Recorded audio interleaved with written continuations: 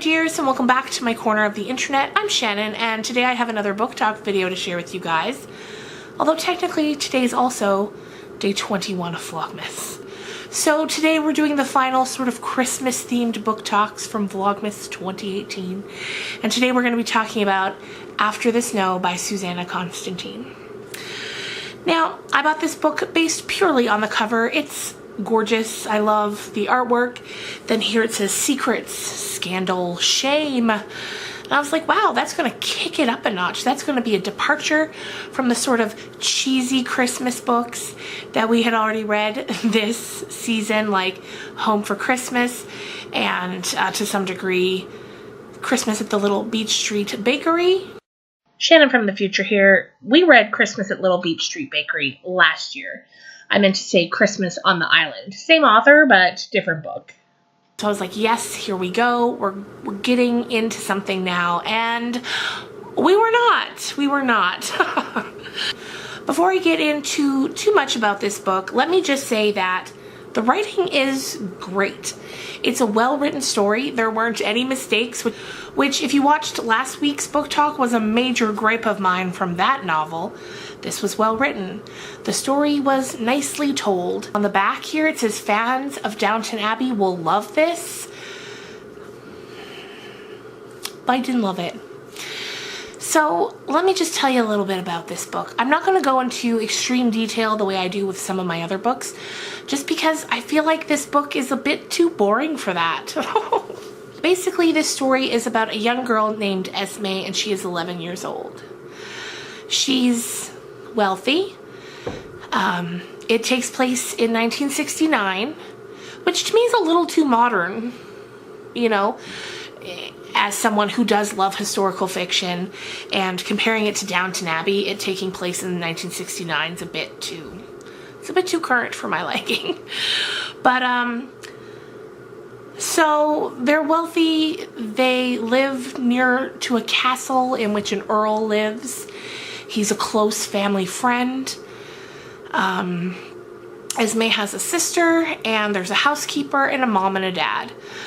Now, the mom is ill. She suffers from mental illness, like depression, and Esme talks about how when Christmas comes, you know, all she can really hope for is that her mom's having a good day.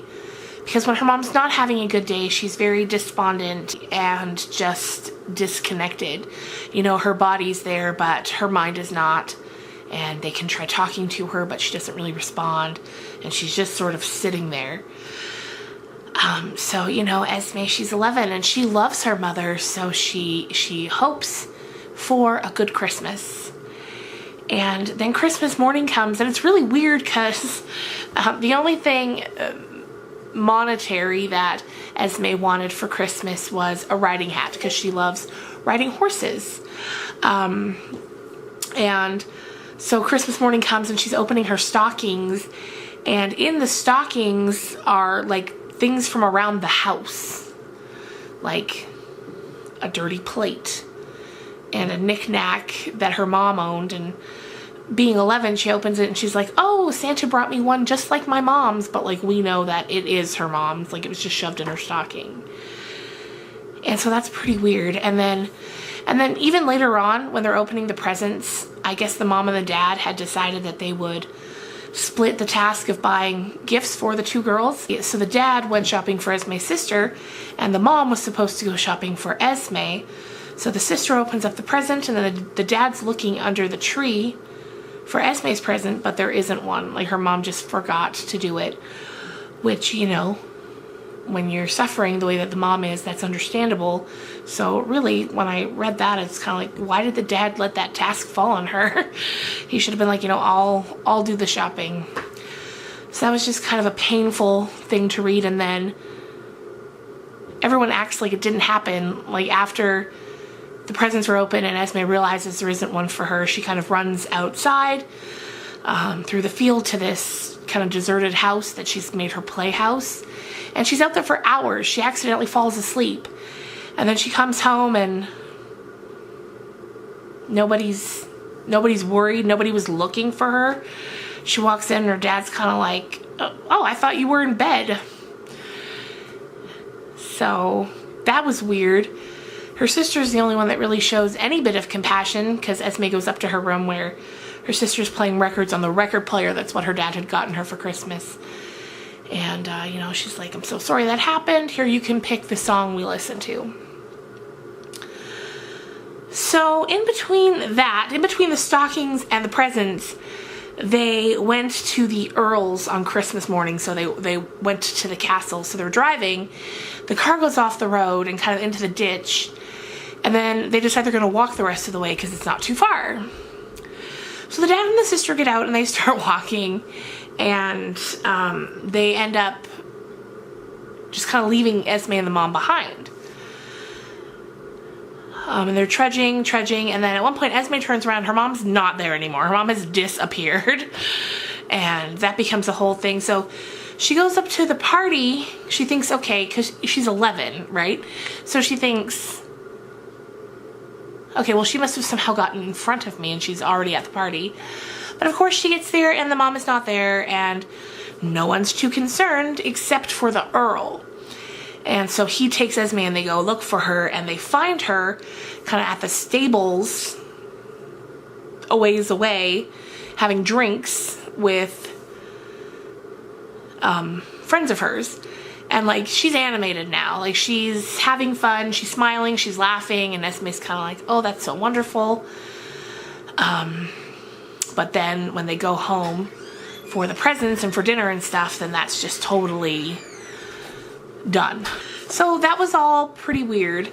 And then there's this weird relationship going on between the mother and Earl. The Earl, we don't really know what it is. There comes points in the book where we kind of start to guess, but then that's proven not to be what it is. And it's such a slow burn, this book, that it became very hard for me to maintain interest in it. And I'm usually okay with slow books. I don't mind it. It doesn't have to be a fast-paced thriller for me. I can read a slow burn and it can very much keep my interest, but this just didn't. So I guess, you know, really at its core, it's a look at the way wealthy people live in the end of the 60s. I don't know. I don't know what really to tell you other than that. The ending was a disappointment. The plot kind of just went nowhere. And it left me feeling really unsatisfied with it. And like I said, I'm not going to go into a whole unraveling of the story in this one just because it's not that interesting. But again, that being said though, it's well written. It's a fairly easy read. It's not, you know, I had said the story kind of drags on, but the book itself is easy to read and it's well written. And I think Suzanne has a lot of potential. From what I was reading online, this is her debut novel. So I feel like, you know, maybe that's part of it. Maybe as time goes by, she will get more comfortable with it and we'll be able to move a more fast-paced plot and have it have more of a point, because I didn't really see one. So unfortunately, I wouldn't recommend After the Snow, no matter how beautiful that cover is. And I guess it just kind of left me unsatisfied. So there's that. As always, if you want good Christmas stories, check out Stuart McLean, Christmas at the Final Cafe. So good, and you can listen to it on Spotify if you don't want to read it. So that's kind of how we're going to clue up this Vlogmas Christmas book series. I had a lot of fun. There's just something special about reading a book that has Christmas as a theme in it. There's something cozy about it, something warm about it, and I just love that. So coming up, we've got all kinds of fun things in this book talk series. Next week, I'm actually going to be doing a book talk on a book that was written by a family friend, so that's kind of exciting. And then within the next couple of weeks, I'm going to be doing a wrap-up of my favorite books of 2018. I'll probably do my top 5 favorites, and I can't wait to talk about that because I read a lot of amazing books this year. So yeah, other than that, I hope you guys had a great day, and I hope you have a fantastic weekend. I can't believe that Christmas is just a few days away, and Vlogmas is almost over. Like, where has the time went? But yeah, have a great weekend, guys, and I will see you tomorrow with another vlog. Bye.